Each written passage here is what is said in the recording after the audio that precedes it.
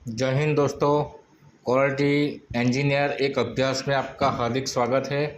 आज हम बात करेंगे कि इंटरव्यू में जो कॉमन क्वेश्चन पूछे जाते हैं उसके रिगार्डिंग हम कैसे जवाब दें। तो चलो वीडियो स्टार्ट करते हैं आपकी नॉलेज के लिए।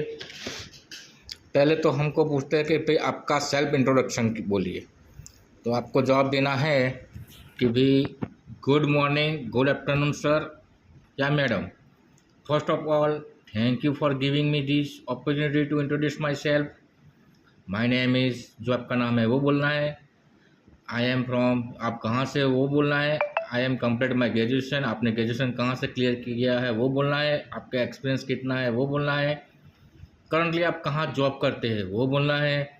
उसके बाद I am a quick learner and believe learning from my past mistake and experience. उसके बाद व्हाट इज़ योर स्ट्रेंथ, आपका स्ट्रेंथ क्या है। आपको बोलना है I am a quick learner and a great team player. What is your weakness, weakness को हमको ऐसा बताना है कि वीकनेस में अंदर भी हमको अपनी अच्छाई दिखाए। तो हमको बोलना है I concentrate on the one thing at a time.